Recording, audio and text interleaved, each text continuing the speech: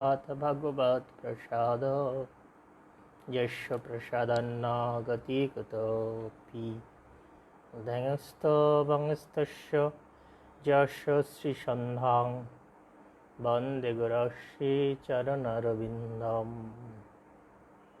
नम ॐ विष्णुपदाय कृष्णपृष्ठाय भूतले श्रीमते भक्तिवेदान्त स्वामिनिति नामिने।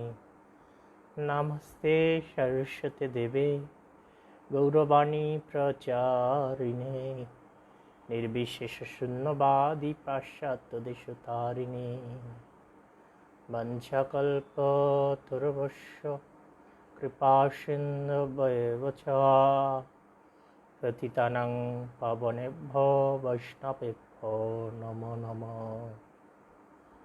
नमो महावदन्नाय कृष्णप्रेमपदायते कृष्णाय कृष्णचैतन्यनाम्ने गौरतीशे नमः।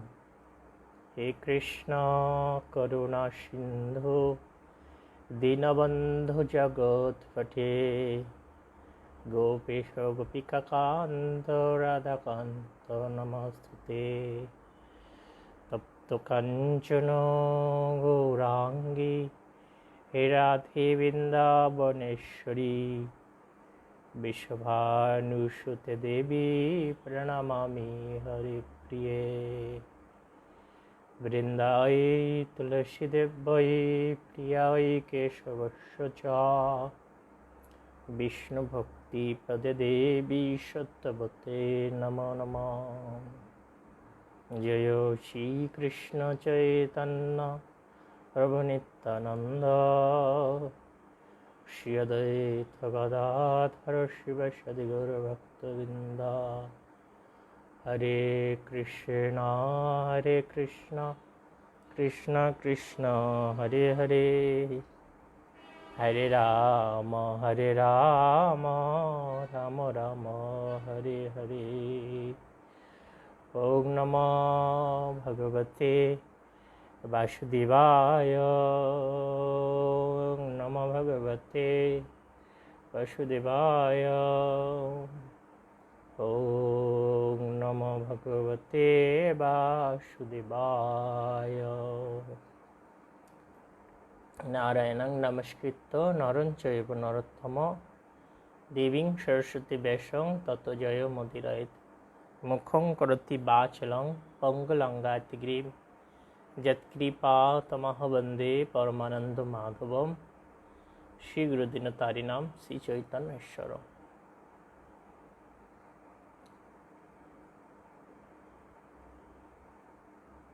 हरे कृष्ण। সুধী ভক্তমণ্ডলী, আপনাদের সকলকে কৃষ্ণপ্রীতি শুভেচ্ছা সাধুবাদ জানাচ্ছি। তো আমরা শ্রীমদ্ ভাগবতম নিয়মিত আস্বাদন করছি প্রথম স্কন্ধ থেকে। আমরা গত ক্লাস পর্যন্ত আলোচনা করেছি 35 নম্বর শ্লোক, প্রথম স্কন্ধ 13 অধ্যায়। ধৃতরাষ্ট্র গৃহত্যাগ করলেন। আজ আমরা 36 থেকে আলোচনা শুরু করব।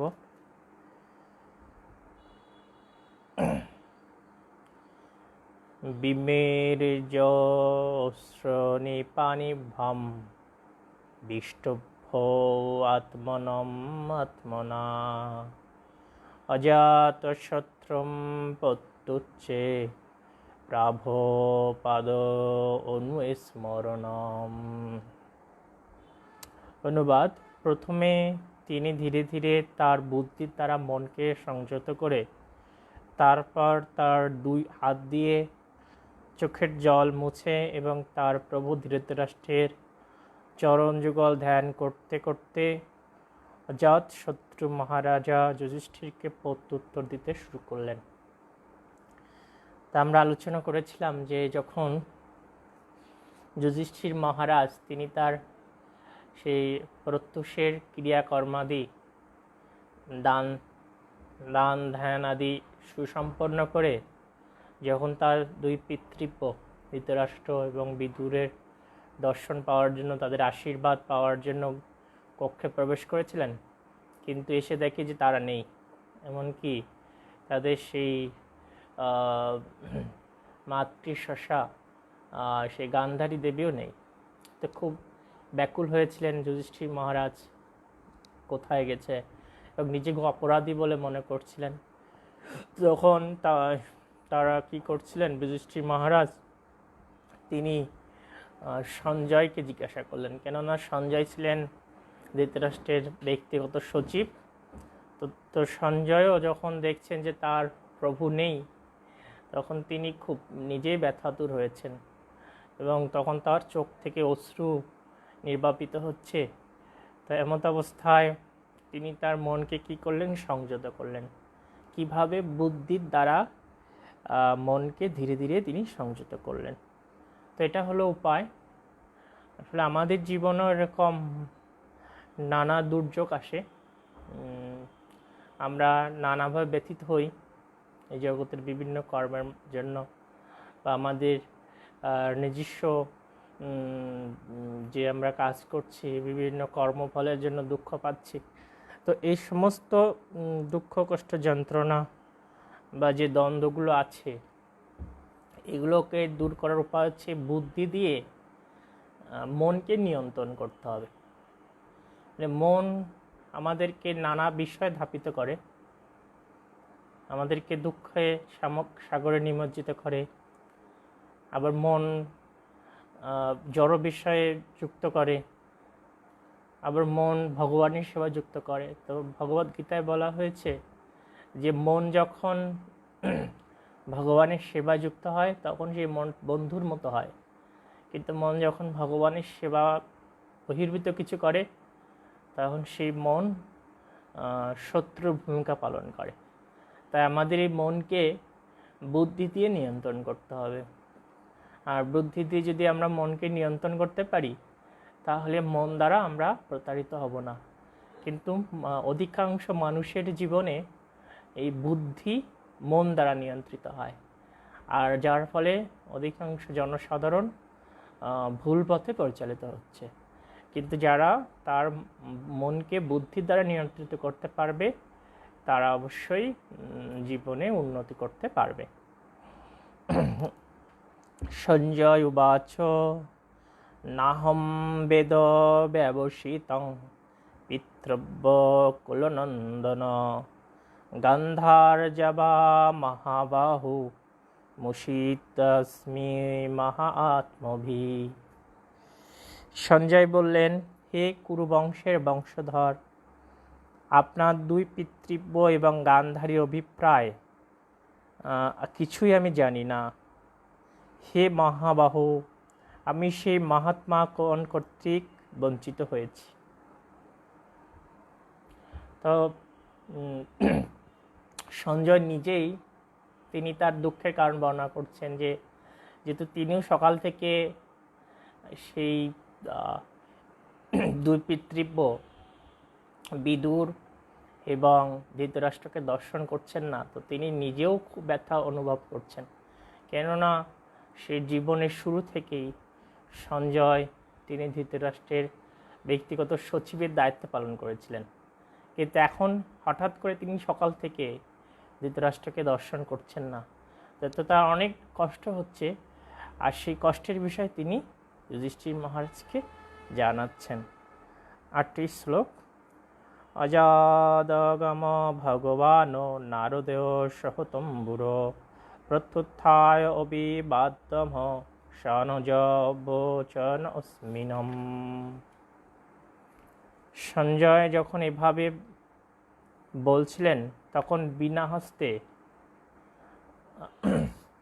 মহাভাগবত নারদ সেইখানে আবির্ভূত হলেন।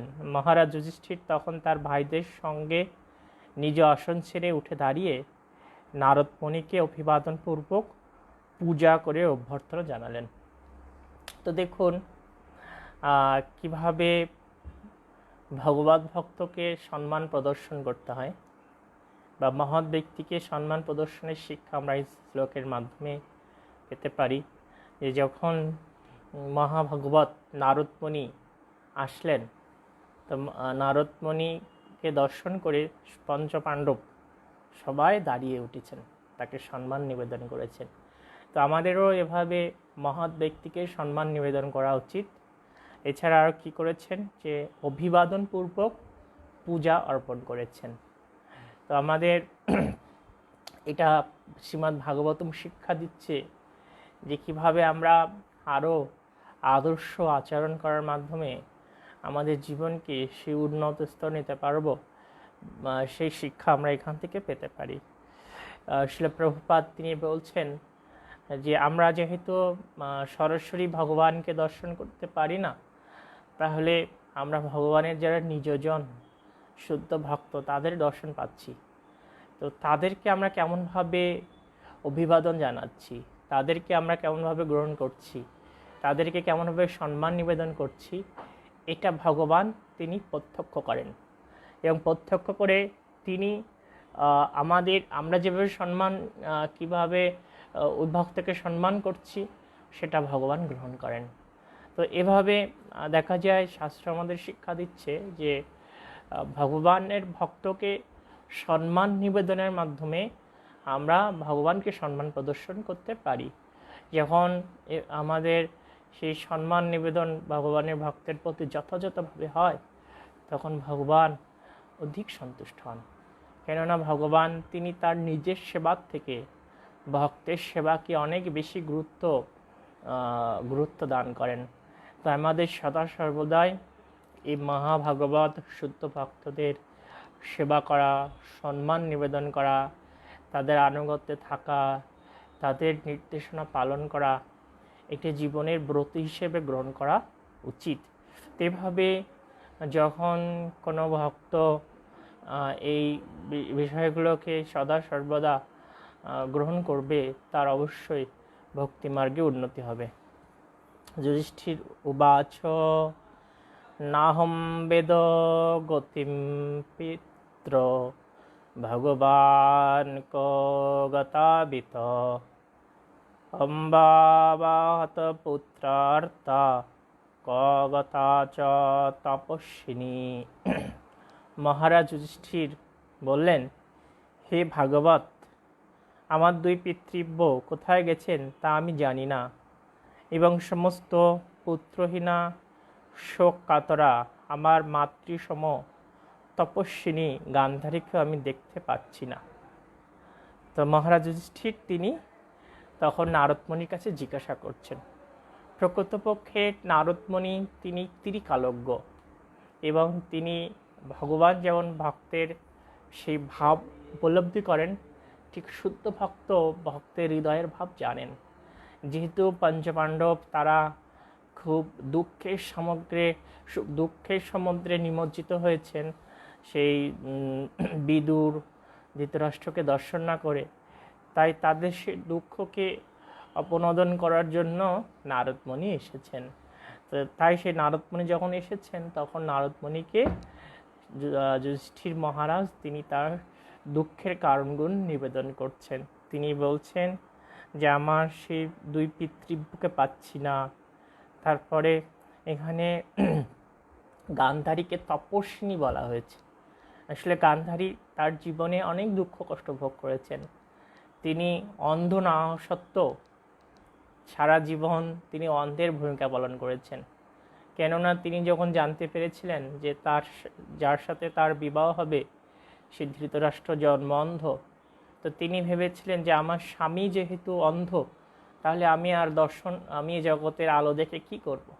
তখন থেকেই তিনি কি করেছিলেন, চোখ বেঁধে রেখেছিলেন। তো এটা হচ্ছে পতিব্রতা স্ত্রীর কর্তব্য, যে তিনি মানে পতিব্রত স্ত্রীর হৃদয়ের ভাবটা কেমন, পতির সুখে নিজের সুখ।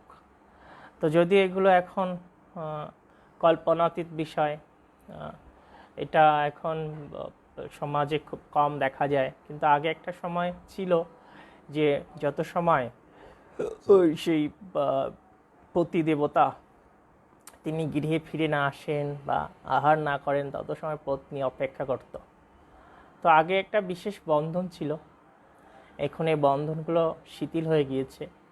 ছিল প্রভুপাদ তিনি ভাগবতমের রেফারেন্স দিয়ে বলছেন যেহেতু এখনকার সম্পর্কটা শুধু এই ইন্দ্রসুখ ভোগের উপর প্রতিষ্ঠিত, যার ফলে এখন এই যে বন্ধনটা অনেক কম। ইন্দ্রসুখ ভোগ যখন বিহিত হয় তখন এই বন্ধনটাও শিথিল হয়ে যায়। তো এখনকার সম্পর্কটা এরকম, আর যার ফলে এত অশান্তি, অরাজকতা, বিবাহ বিচ্ছেদ এটা চলছে। তারপর 40 শ্লোক। কর্ণধারৈভা অপারে ভগবান পারদর্শক অথা অবশেষে ভগবান নারদ মণিসত্তম। আপনি মহাসাগরের কর্ণধারের মতো আমাদের লক্ষ্যপথ দেখাতে পারেন। এইভাবে যুধিষ্ঠিরের কথা শুনে মহাভাগবত দার্শনিক ভক্তশ্রেষ্ঠ দেবর্ষি নারদ বলতে লাগলেন। তো দেখুন এখানে আরও একটা বিশেষ শিক্ষা, যে যিনি সম্মানিত ব্যক্তি বা কারো কাছ থেকে যখন আমরা কোনো কিছু জানতে চাইব বা লাভ করতে চাইব, তাকে অবশ্যই বিনম্রতা সহকারে, খুব আরতি সহকারে মনের ভাব নিবেদন করতে হবে, যেমনটি পঞ্চপাণ্ডব এখানে নিবেদন করেছেন। আর সেই আবেদন শুনে নারদমণি তিনি কি করলেন, বলতে শুরু করলেন। তিনি সন্তুষ্ট হয়েছেন। তো শাস্ত্র আমাদের শিক্ষা দিচ্ছে যে শ্রোতার প্রশ্নর উপর ডিপেন্ড করে, মনোভাব কেমন হচ্ছে তার উপর ডিপেন্ড করে যিনি বক্তা তিনি সে ভাব ব্যক্ত করেন। তো শ্রোতার ভাবটা অনেক গুরুত্বপূর্ণ। শ্রোতার যেমন ভাব থাকবে বক্তা সেই ভাব পোষণ করবেন। এখানে শিল প্রভুপাদ তিনি বলছেন, অবিচলিত শ্রদ্ধা, জ্ঞান ও বৈরাগ্য না থাকলে কেউ শুদ্ধ ভক্ত হতে পারে না।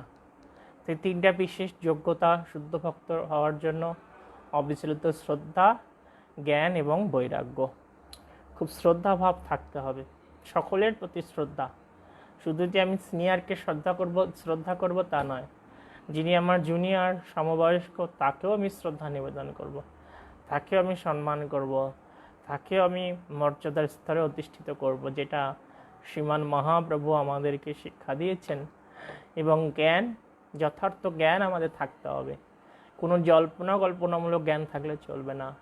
আচার্যগণ যে শিক্ষা দিয়েছেন, শাস্ত্র যে শিক্ষা দিয়েছে, সেটা হচ্ছে যথার্থ জ্ঞান। আর এই জ্ঞান আমাদের অবশ্যই থাকতে হবে। আর বৈরাগ্যটা হচ্ছে হৃদয় থেকে আসবে, কাউকে দেখানোর জন্য নয়। আমাদের মর্কট বৈরাগ্য হয়ে লাভ নেই। যে বানরের মতো, বানর গাছে গাছে থাকে, কাপড় পরে না, তো গাছে থাকে, বানর ভাব দেখায় যে আমার কোনো আমি যেহেতু গাছে থাকি, আমি ঘর বানাই না, আমার গৃহ প্রয়োজন নেই, বা বস্ত্রহীন থাকে, যে আমার দেহের প্রতি আসক্তি নেই। কিন্তু কি দেখা যায়, যে বানর অত্যন্ত কামুক, সে মর্কট ভাব দেখাচ্ছে। এটা প্রকৃতপক্ষে বৈরাগ্য নয়। প্রকৃত বৈরাগ্য হৃদয় থেকে দেখাতে হবে। কোনো কপটতা পূর্ণ ভাব নিয়ে বৈরাগ্য দেখানো যায় না। বৈরাগ্যটা আসবে হৃদয় থেকে, এবং এই বৈরাগ্যের উদ্দেশ্য হচ্ছে ভগবানের প্রীতিবিধান। তো আমাদের সেই বৈরাগ্য ভাব অবশ্যই থাকতে হবে। এরপরে 41 শ্লোক। নারদ বাচ মা কঞ্চন শুচরাজন যৎ ঈশ্বরম বশম জগৎ লোকাশপাল যস্য মে বহন্তি বলিম ঈশিতো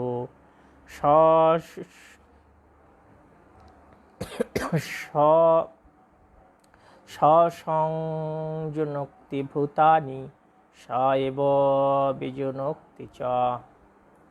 শ্রী নারদমুনি বললেন, হে ধার্মিক রাজন, কারো জন্য শোক করো না, কারণ প্রত্যেকেই পরমেশ্বর ভগবানের অধীন।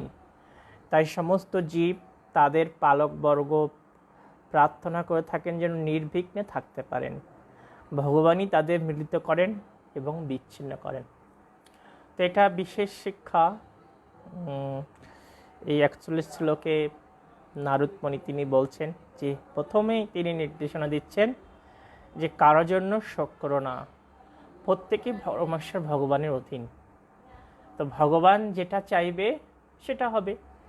যেমনটি আমরা ভগবদ্গীতার প্রথমেই দেখতে পাই, যখন ভগবান শ্রীকৃষ্ণ অর্জুনকে সেই জ্ঞান দান করা শুরু করেছেন, তো প্রথমেই অর্জুনকে ভগবান কি করলেন, তিরস্কার করলেন যে হে অর্জুন, তুমি বিজ্ঞের মতো কথা বলছো, প্রাজ্ঞর মতো কথা বলছো, অথচ যে বিষয়ে শোক করা কর্তব্য নয় তুমি সেই বিষয়ে শোক করছো। মানে কি, যে একজন জীবিত, একজন প্রকৃত বিজ্ঞ ব্যক্তি তিনি জীবিত অথবা মৃত কারোর জন্য শোক করেন না। কেননা এই দেহ তো অবিনশ্বর, এই দেহটা কি হবে, শেষ হয়ে যাবে একদিন না একদিন। কিন্তু আত্মা, এই দেহ নশ্বর, এই দেহটা নশ্বর আছে, কিন্তু আত্মাটা কখনো শেষ হবে না। আত্মা এই চিরনবীন। তাই আমাদের কখনো এই দেহের জন্য শোক করা উচিত না। যেটা এখানে আমরা দেখতে পাচ্ছি, নারদমুনি তিনি যুধিষ্ঠির মহারাজকে সেটাই বলছেন যে কারোর জন্য শোক করো না, কেননা সবাই পরমেশ্বর ভগবানের অধীন। তো ভগবান যেটা চাইবে সেটা হবে। আপনাকে আমাকে নিয়ে ভগবান যে পরিকল্পনা করে রেখেছে সেটাই বাস্তবায়িত হবে।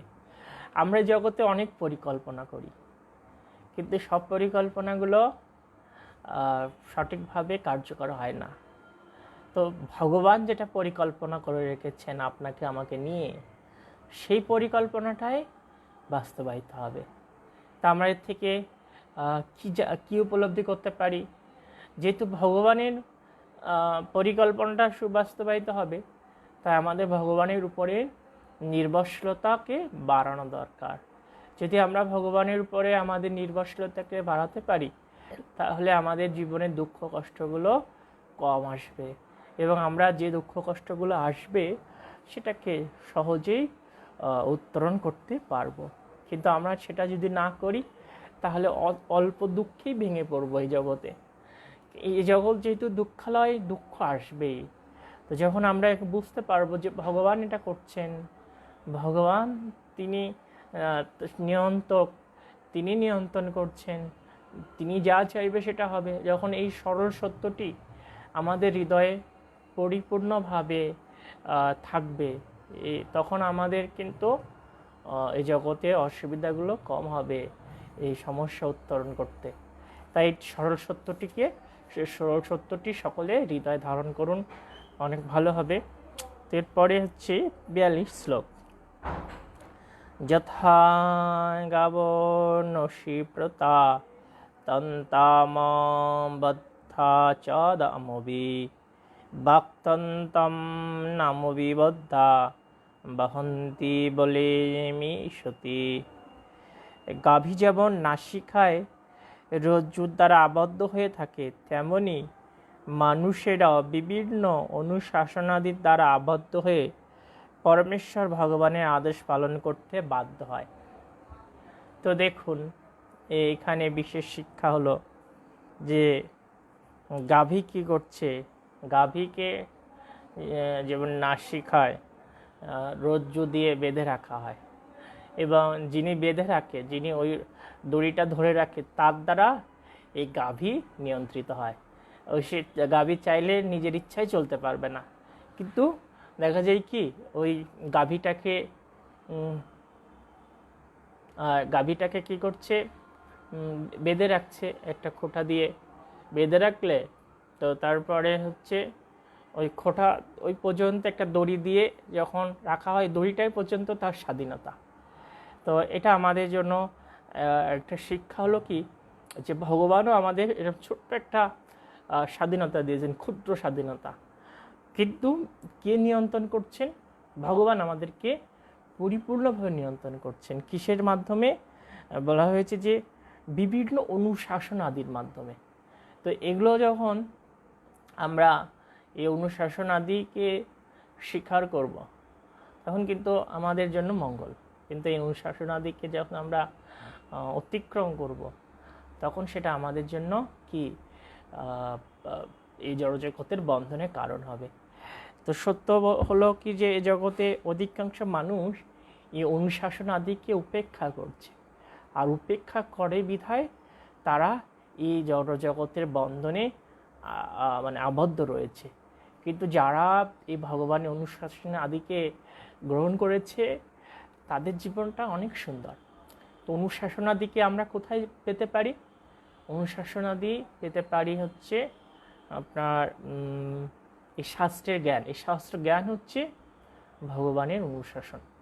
তো এই জ্ঞানটাকেই আমাদের এই জ্ঞানটাকে হৃদয়ে ধারণ করতে হবে এবং সেইভাবে নিজেকে পরিচালনা করতে হবে।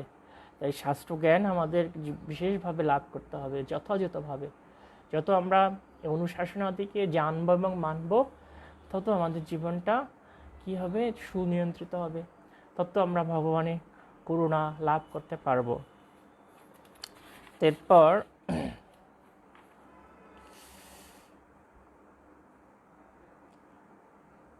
43 শ্লোক। যথা ক্রিয়া উপঙ্কারম সংযোগ বিগম ইহ ইচ্ছয়া কিরিতুষতম তথা এব ঈশ্বর ইচ্ছয়া নৃণাম। কোনো খেলোয়াড় যেমন তার নিজের ইচ্ছা মতো তার খেলার জিনিসপত্র সাজায় আর ছত্রাকার করে ফেলে, তেমনি ভগবান পরম ইচ্ছায় মানুষের মিলন হয় ও বিচ্ছেদ হয়। এখানে খেলোয়াড়ের দৃষ্টান্ত দেওয়া হয়েছে। যেমন আমরা দেখি ফুটবল খেলা বিভিন্ন সাজায়, যিনি ক্যাপ্টেন তার সুবিধা মতো সাজিয়ে নেয়। তো ভগবানও কি করেন? ভগবানের তার পরম ইচ্ছায় এই জগতে আমাদের মিলন হচ্ছে, আবার বিচ্ছেদ হচ্ছে। শিল প্রভুপাদ তিনি বলছেন যে এই জগতে আমাদের আত্মীয়তার বন্ধনটা কেমন? সেটা হচ্ছে ঠিক একটা ট্রেনের বগির মতো। একটা দূরপাল্লার ট্রেনে যখন কেউ যাওয়া আসা করে, কোথাও হয়তো 72 ঘন্টা বা 48 ঘন্টা 60 ঘন্টা জার্নি করছে, তখন এক একটা বগিতে 70 জন 80 জন 90 জন যাত্রী রয়েছে। তাদের মধ্যে যেহেতু দীর্ঘ সময় রয়েছে, একটা বন্ধন সৃষ্টি হয়। তারপরে আবার নির্দিষ্ট সময় পর এই বন্ধনটা ভেঙে যায়। তো এই জড়জগতে আমাদের যে বন্ধনটা, এটা এরকমই। এই যে আত্মীয় স্বজন, পিতা পুত্র পরিবার, এই বন্ধনটাও ঠিক একটা নির্দিষ্ট সময়ের জন্য, যখন আমরা আমাদের টাইম শেষ হচ্ছে বা আমরা গন্তব্য পৌঁছে যাচ্ছি, তখন আমাদের নেমে যেতে হচ্ছে, বন্ধনটা শিথিল হয়ে যাচ্ছে। ঠিক এরকম যখন আমরা বিভিন্ন সম্পর্কিত যখন আমাদের আয়ু শেষ হচ্ছে, তখন আমরা চলে যাচ্ছি, আবার এই বন্ধনটা নাশ হচ্ছে। তো সেটা এখানে বলা হয়েছে যে পরমেশ্বর ভগবানের পরম ইচ্ছায় এই বন্ধনটা হচ্ছে, এটা মিলন হচ্ছে, আবার বিচ্ছেদ হচ্ছে। কিন্তু প্রকৃতপক্ষে এগুলো কে নিয়ন্ত্রণ করছেন? পরমেশ্বর ভগবান।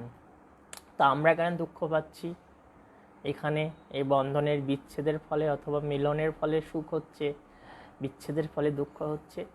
তার কারণ হচ্ছে আমরা শুধু দেহত্বিকা বোধে একান্তভাবে আবদ্ধ।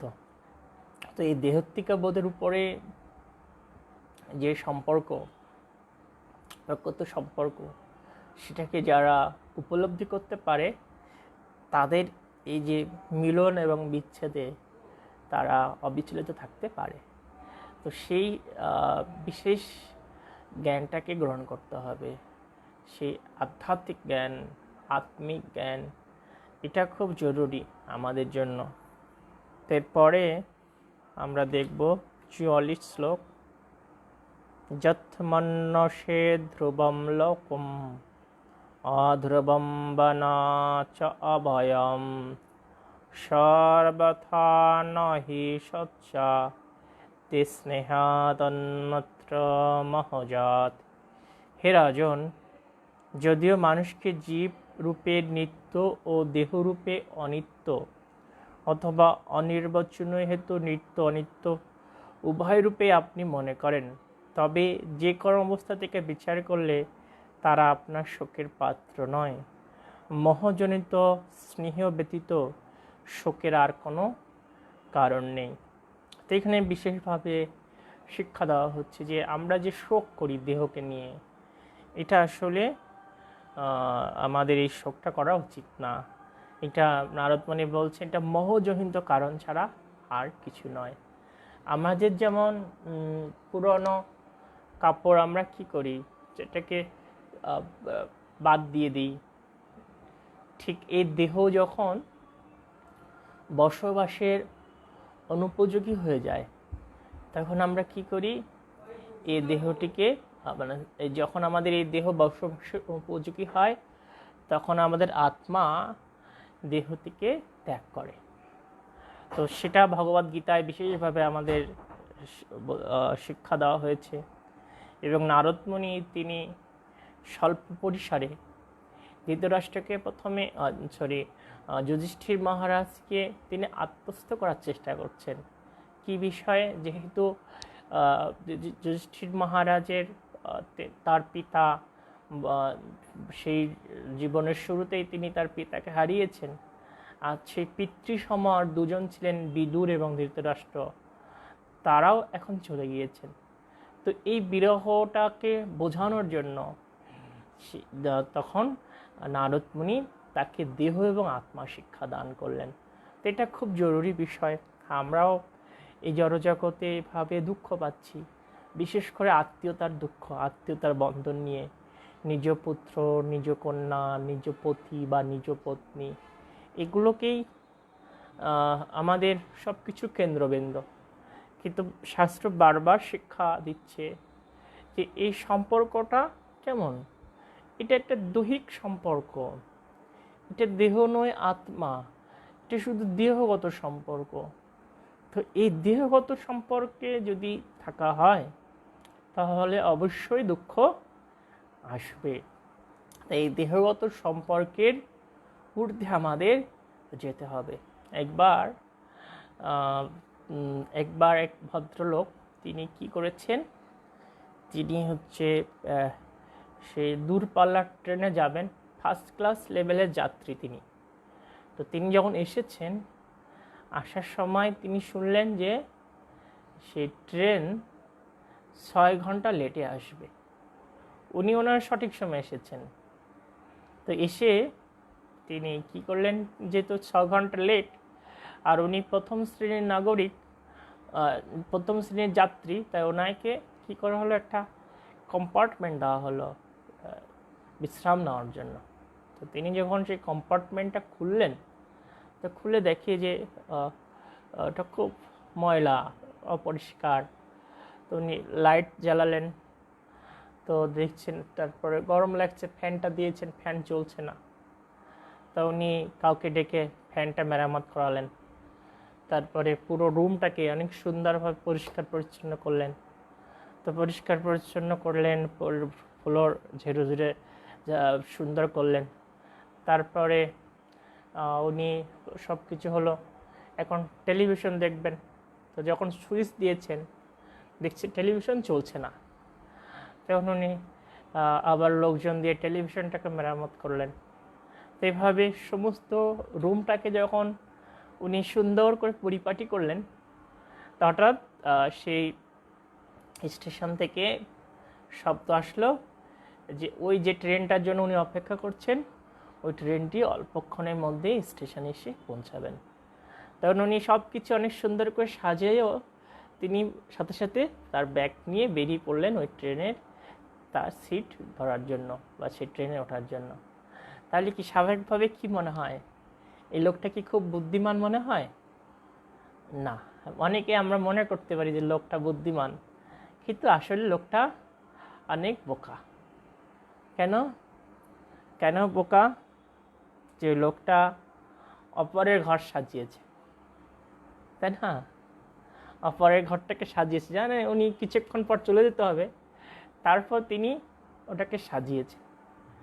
তো স্বাভাবিকভাবে আবার কিছু যারা নীতিবাদী তারা মনে করতে পারে না উনি অনেক নীতিবানের মতো কাজ করেছে, কিন্তু তাতে তার কি লাভ হলো? প্রকৃতপক্ষে দেখুন, আমরা সবাই ওই লোকটার মতোই পরগৃহকে সাজাচ্ছি। পরগৃহ মানে কি? এই যে গৃহটাকে আপনি সাজাচ্ছেন সেটাই প্রকৃতপক্ষে পরগৃহ। আপনি সেই জীবনের শুরু থেকে ওই গৃহটাকে সাজিয়ে চলেছেন। তো একটা নির্দিষ্ট সময় পরে আপনার ছুটির ঘন্টা বাজবে, তখন আপনাকে আবার তাড়াহুড়ো করে ওই গৃহ থেকে বেরিয়ে আসতে হবে। কিন্তু আপনার প্রকৃত গৃহ কোনটা? প্রকৃত গৃহ হচ্ছে গোলক বৃন্দাবন ধাম, আর প্রকৃত গৃহ হচ্ছে গুরুগৃহ। প্রকৃত গৃহ হচ্ছে এই ছিল প্রভুপাদ প্রতিষ্ঠিত ইস্কন, সেখানে যদি আপনি কিছু করেন তাহলে আপনার গোলক ধামের জন্য ফিরে যাওয়া অনেক সহজতর হবে। কিন্তু এখনও এত দিব্যজ্ঞান পাওয়া সত্ত্বেও মানুষ গুরুগৃহ বা শিল প্রভুপাদের গৃহ অথবা সে প্রকৃত গৃহ সে গোলক বৃন্দাবনের জন্য কতটুকু করছে বলুন?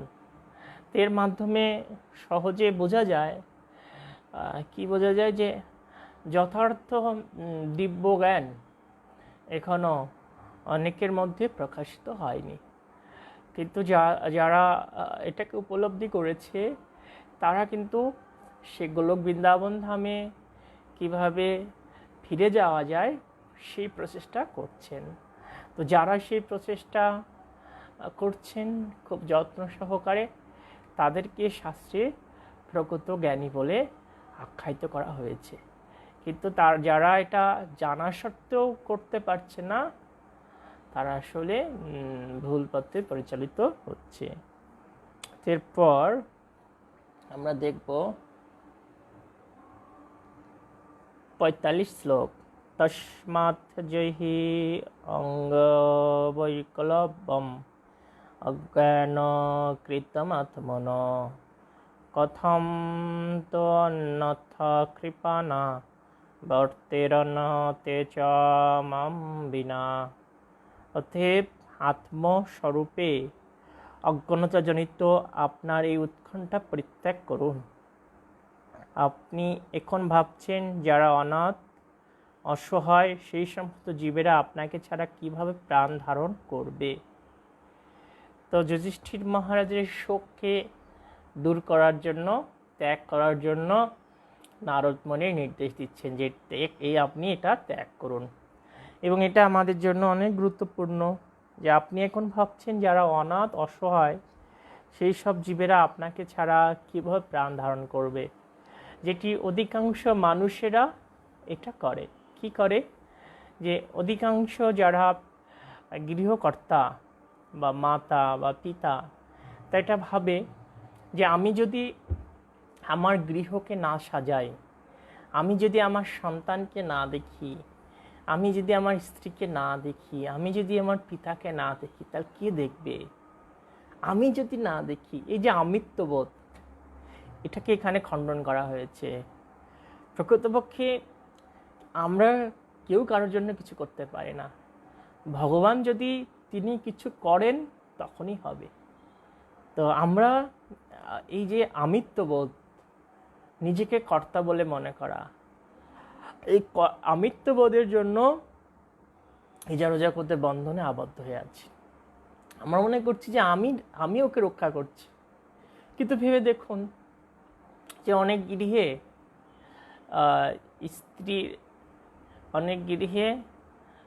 স্ত্রী জীবনের শুরুতেই তার স্বামীকে হারিয়েছে, কিন্তু সেই স্ত্রী কি বেঁচে নেই? আছে।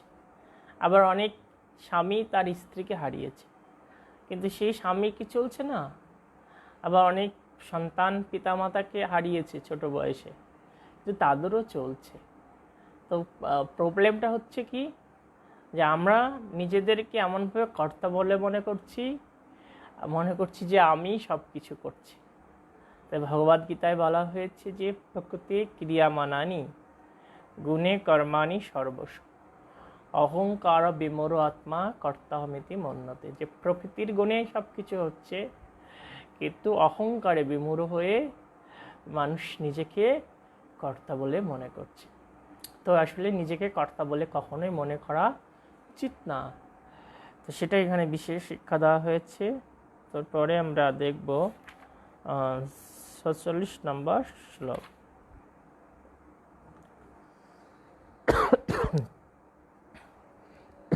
কালো কর্ম গুণ অধীন দেহহম পঞ্চ ভৌতিক কথমন্যস্তত গোপায়েত সর্বগ্রস্ত যথা পরম। এই পাঞ্চভৌতিক শরীরটি কাল কর্ম গুণের বশবর্তী, তার ফলে সর্পগ্রস্ত হয়ে থাকার পরে সেই শরীর কিভাবে অন্যদের রক্ষা করবে।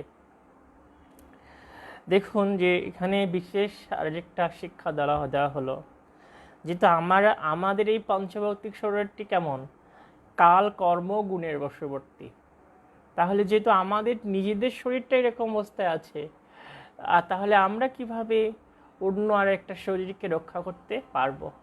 এটা কখনোই সম্ভব না।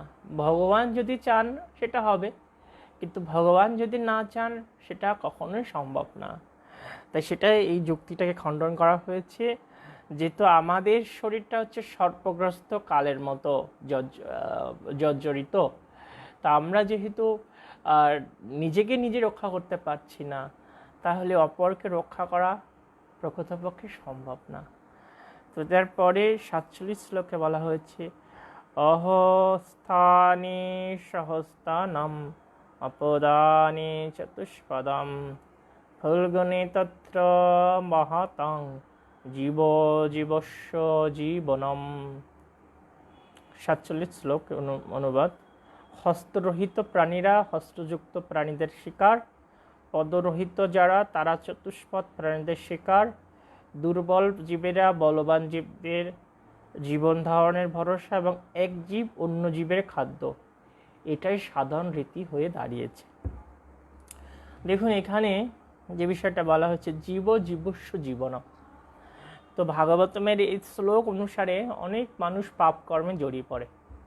মানে সাধারণ মানুষ এটা দিয়ে এই শিক্ষাটাই জানাতে চায়, যেহেতু শাস্ত্রে বলা হয়েছে যে জীবস্য জীবনম, একটা জীব আরেকটা জীবের খাদ্য, তাহলে আমি কেন মাছ মাংস খাবো না? আর শাস্ত্রেই বলছে যে জীবস্য জীবনম। কিন্তু দেখুন শাস্ত্র ব্যাখ্যাটাকে যদি আপনি আপনার মতো করে বোঝেন, তো সেটা তো অবশ্যই সুখকর হবে না। এর নয়, শাস্ত্রের ব্যাখ্যাটা আমাদের বুঝতে হবে শাস্ত্রের আলোকে, মহাজনদের শিক্ষানুসারে বুঝতে হবে। এখানে যে বিষয়টা বলা হয়েছে যে আমরা যদি প্রত্যেকেই এক একটা শ্লোক পড়ে যদি বুঝতে পারি শাস্ত্রের শিক্ষা, তাহলে তো নিজে নিজে এক একজন পণ্ডিত হয়ে যেতাম। স্কুল কলেজের যে শিক্ষাগুলো, ডাক্তার ইঞ্জিনিয়ার হওয়ার জন্য যে শিক্ষা বই আকারে সব রয়েছে, বই দেখে টিচার পড়াচ্ছে, কিন্তু ব্যক্তিগতভাবে কোনো ছাত্র একা ডাক্তারি বই পড়ে ডাক্তার হতে পারছে না। তো এটা হলো গুরুত্বপূর্ণ।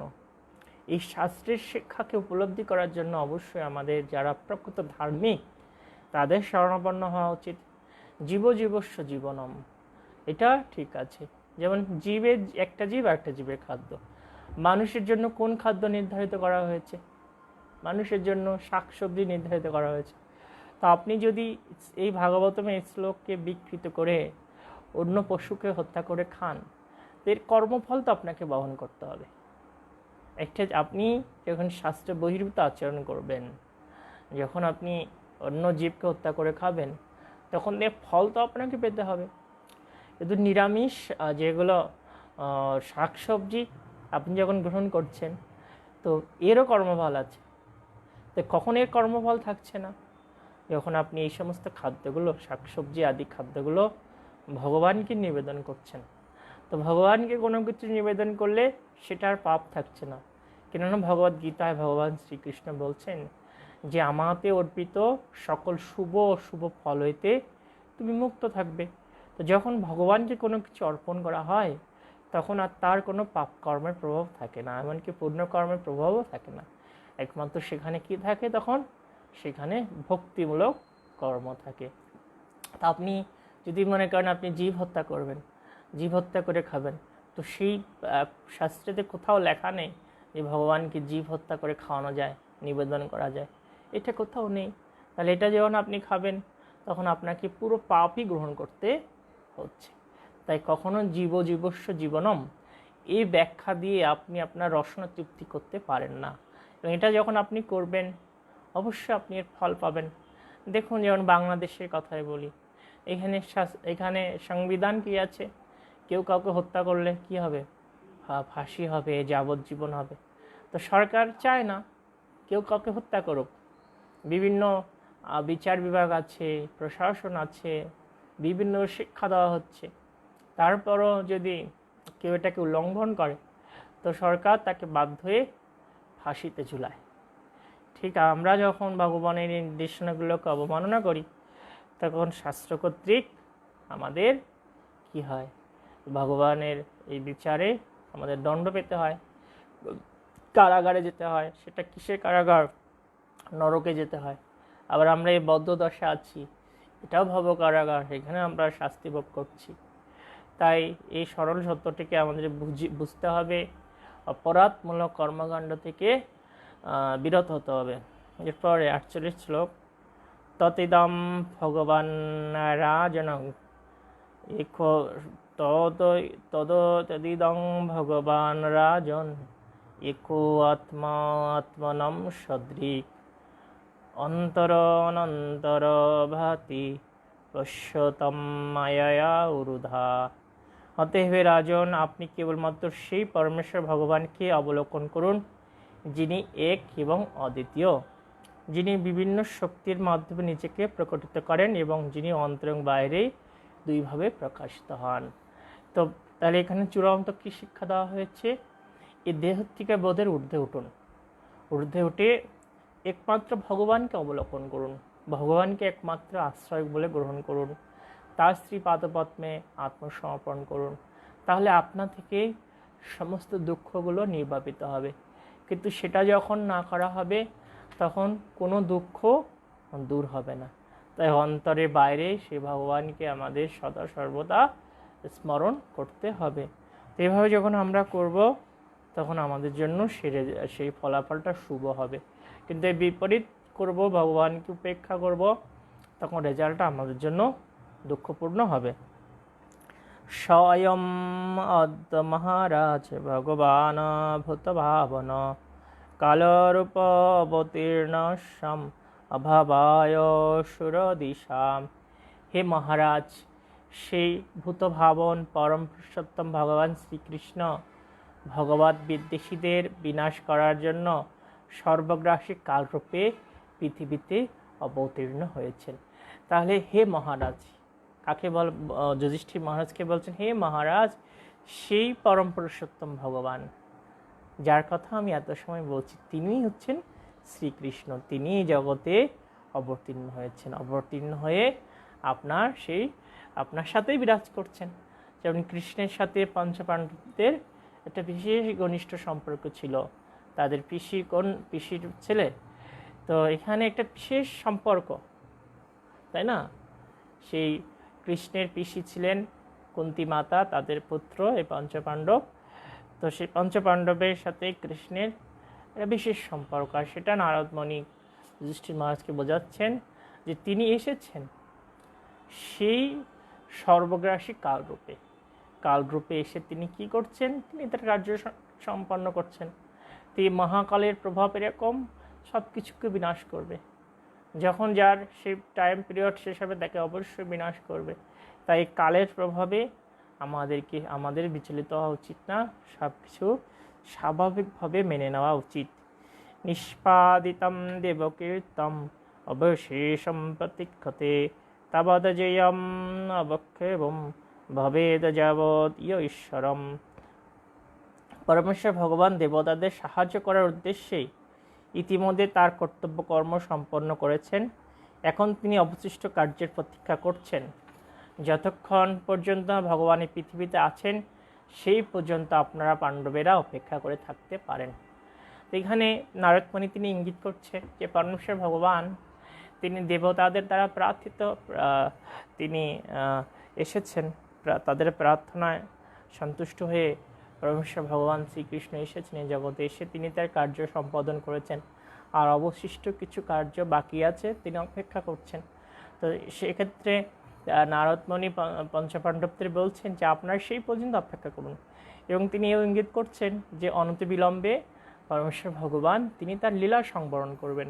তো সেটা তিনি ইঙ্গিত দিয়েছেন, এবং এর মাধ্যমে ইঙ্গিত দিয়েছেন যে যখন ভগবান লীলা সংবরণ করবেন তখনও আপনারা যথাসময়ে প্রস্থান করবেন।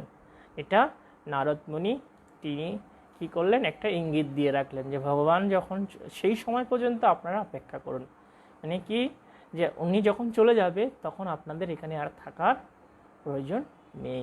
এটা একটা বিশেষ গুরুত্বপূর্ণ বিষয় যে আমাদের আসলে এই জড়জগতে স্থায়ীভাবে থাকার পরিকল্পনা করার কখনোই উচিত না। তবুও আমাদের ভক্তদের ক্ষেত্রে আমরা দেখতে পাই ভক্তরাও নানা পরিকল্পনা করছে যে কীভাবে তারা আরও এখানে বাড়ি গাড়ি টাকা পয়সা তৈরি করে সুপ্রতিষ্ঠিত হবে। কিন্তু এরকম যদি আপনি বাসনা করেন তো এখানে আপনি প্রতিষ্ঠিত হয়ে যাবেন, তাতে করে কিন্তু ভগবত ধামে প্রতিষ্ঠিত হওয়া খুব কষ্টকর হয়ে যাবে। তো এটা মনে রাখবেন। এরপরে 51 ধৃতরাষ্ট্র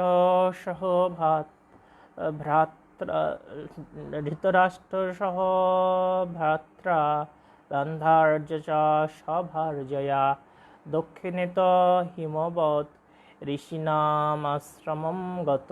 হে রাজন, আপনার পিতৃব্য ধৃতরাষ্ট্র, তার ভ্রাতা বিদুর এবং তার পত্নী গান্ধারী সহ হিমালয়ের দক্ষিণ দিকে গিয়েছেন, যেখানে ঋষিদের আশ্রম আছে। তো দেখুন, এতক্ষণ নারদমণি তিনি ধৃতরাষ্ট্র পঞ্চপাণ্ডবদেরকে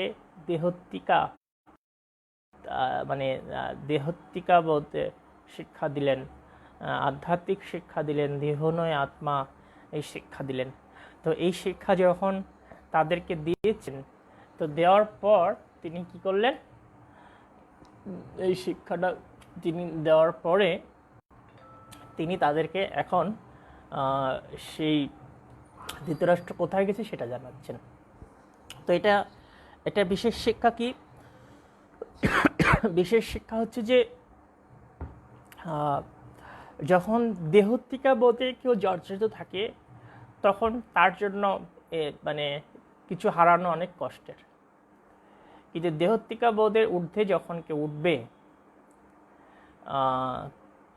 তখন কি হবে, তখন তিনি তার যত কিছুই হারাক না কেন তিনি আর বিচলিত হবেন না। তাই দেহত্তিকা বোধের ঊর্ধ্বে সেই আধ্যাত্মিক জ্ঞান নারদমণি তিনি পঞ্চপাণ্ডবদের যখন দিয়েছেন, দেওয়ার পরে তিনি এই পর্যায়ে এসে সেই ধৃতরাষ্ট্রে চলে যাওয়ার কথা বর্ণনা শুরু করেছেন। তো এইভাবে আমাদের জীবনেও যে বিভিন্ন ট্র্যাজেডি আসে, দুঃখ কষ্টগুলো আসে, তো আমরাও যদি আধ্যাত্মিক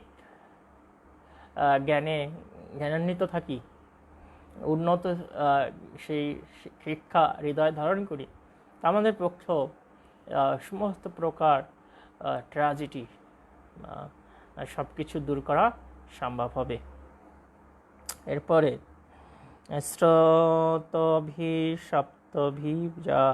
বৈষধর্ণী সপ্তদা ব্যাধাত সপ্তনম প্রীতয় নানা সপ্ত স্রোত প্রচক্ষতে। সে স্থানে পবিত্র গঙ্গা নদী সপ্ত ঋষির প্রীতি সম্পদের জন্য নিজেকে সপ্তধারায় বিভক্ত করেছেন, সেই জন্য সে স্থানকে লোকে সপ্তস্রোত তীর্থ বলে। স্নাত্তানুশবনম তস্মিন হত্যা চক্নিন যথাবিধি অপভক্ক অপশান্তাত্মা স্বস্তে বিগত এষণ।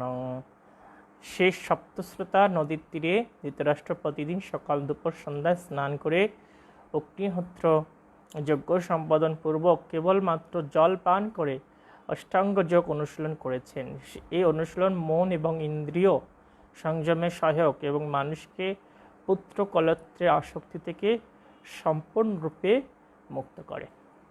তো ধৃতরাষ্ট্র গিয়ে কী করছেন সেই বর্ণনা দিচ্ছেন। তিনি সেই সপ্তস্রোতা নদীর তীরে বসে তিনি প্রতিদিন সকাল দুপুর সন্ধ্যায় অগ্নিহোত্র যজ্ঞ করছেন এবং জল পান শুধু করে তিনি অষ্টাঙ্গ যোগ সাধন করছেন। এই যে যোগ সাধনার যে করছেন ধৃতরাষ্ট্র, সেটা এখানে নারদ মুনি তিনি জানাচ্ছেন পঞ্চপাণ্ডবকে।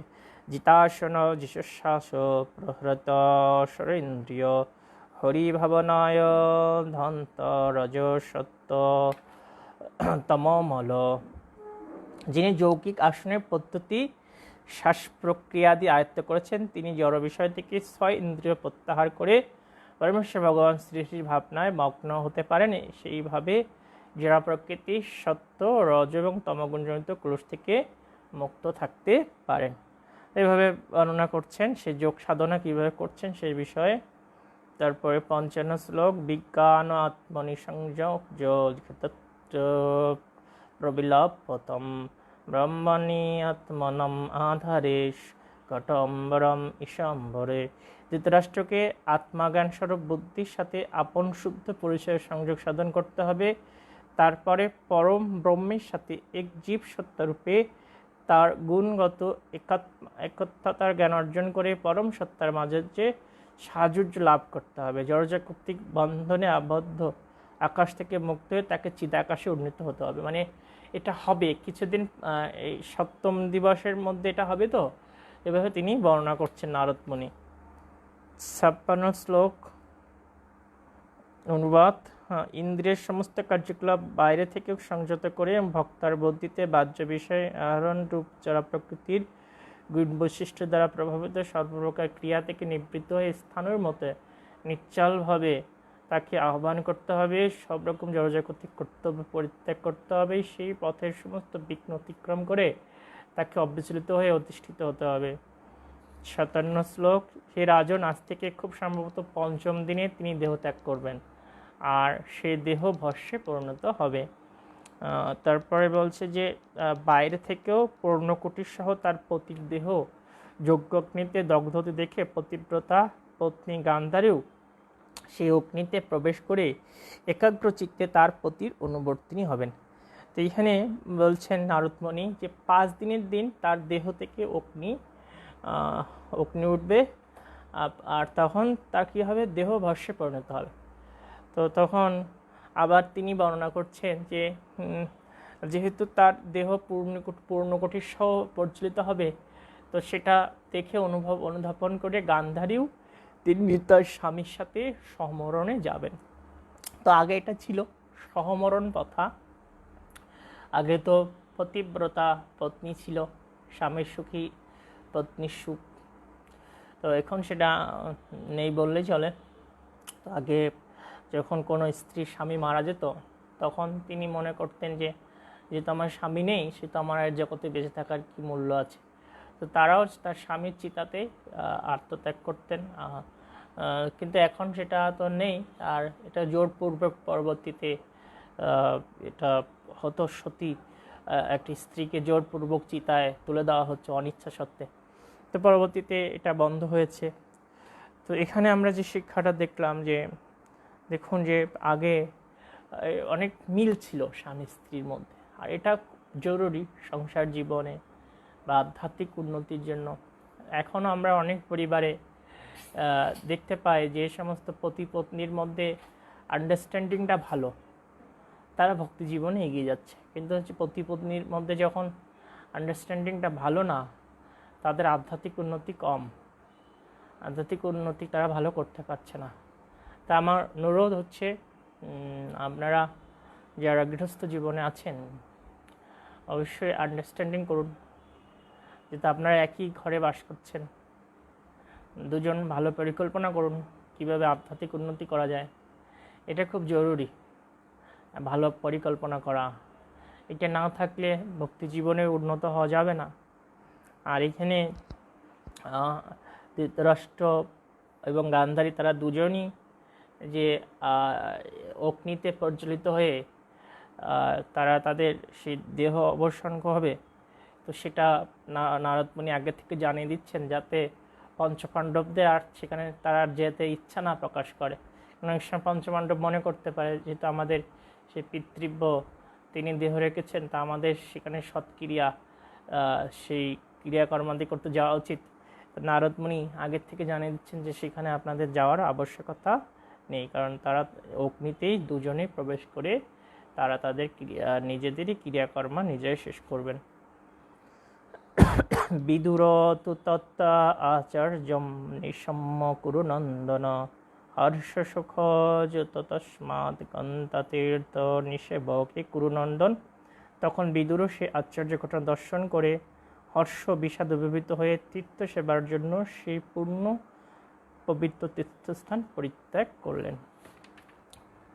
তো এখানে ধৃতরাষ্ট্র এবং গান্ধারী তাদের এই দেহ অবসান, এটা যখন বিদুর দর্শন করেছিলেন প্রথমে খুব তার হর্ষ হয়েছে, আনন্দ হয়েছে, আবার দুঃখ হয়েছে। আনন্দ মানে কি, যে এই ধৃতরাষ্ট্র কত গৃহের প্রতি অত্যন্ত আসক্ত ছিল, কিন্তু এখন তিনি অত্যন্ত তপস্যা করে মুক্ত হয়েছেন, তো সেটা দেখে তার ভালো লেগেছে। কিন্তু আবার দুঃখ পেয়েছে, যেহেতু তিনি বড় ভাই পিতৃ সমতুল্য, তো তিনি চলে গেছেন, তো এটা তার জন্য দুঃখ লেগেছে।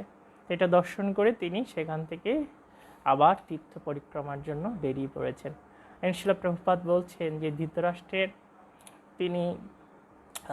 তিনি হচ্ছে ভগবত ভক্তি লাভ করতে পারেননি, আর যার ফলে তিনি গোলকধামে ফিরতে পারেননি। তার যদিও মুক্তি হয়েছে, কিন্তু তিনি গোলকধামে যেতে পারেননি। কেন গোলকধামে যেতে পারেননি? যেহেতু ধৃতরাষ্ট্র বৈষ্ণবপরাধী ছিল।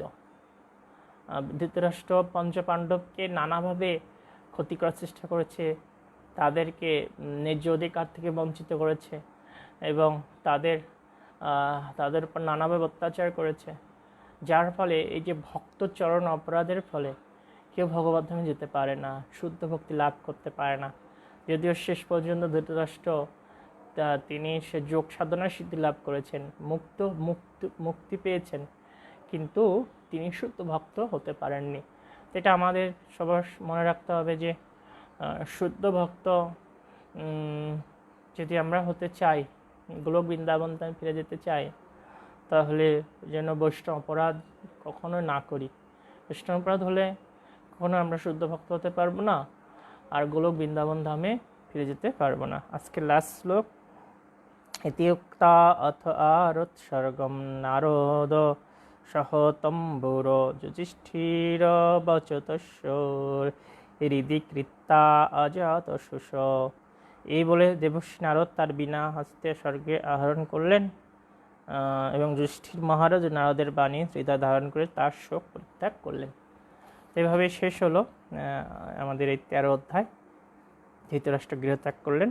তো দেখুন, এই শোক থেকে মুক্ত হওয়ার উপায় আমরা তাহলে কি শিখলাম? এই দেহত্তিকা বোধ থেকে মুক্ত হতে হবে, আর এই দেহত্তিকা বোধ থেকে মুক্ত হওয়ার জন্য অবশ্যই শাস্ত্র জ্ঞান থাকা দরকার। আমাদের ভিতরে যত শাস্ত্র জ্ঞান থাকবে, যত আধ্যাত্মিক জ্ঞান থাকবে, তত আমরা শোক থেকে মুক্ত হতে পারবো। এছাড়া আমাদের মনকে বুদ্ধি দ্বারা নিয়ন্ত্রণ করতে হবে। মনকে সবসময় বোঝাতে হবে বুদ্ধি দিয়ে যে আমার প্রকৃত কর্তব্য কি করা উচিত, কি করলে আমার ক্ষতি হবে, কি করলে আমি ভগবানকে প্রীত করতে পারবো, আর কি করলে আমি ভগবান আমার প্রতি অসন্তুষ্ট হবে। এটা আপনি আপনার মনকে বুদ্ধি দিয়ে বোঝাবেন, তাহলে দেখবেন যে আপনি প্রোগ্রেস করতে পারছেন। হরে কৃষ্ণ। তো আমরা আগামীকাল 14 অধ্যায় শুরু করব। আজকে এখানে সমাপ্ত করছি। শ্রীল প্রভুপাদ কি জয়, সমবেত ভক্তমণ্ডলী কি জয়, গ্রন্থরাজ শ্রীমদ্ ভাগবতম কি জয়।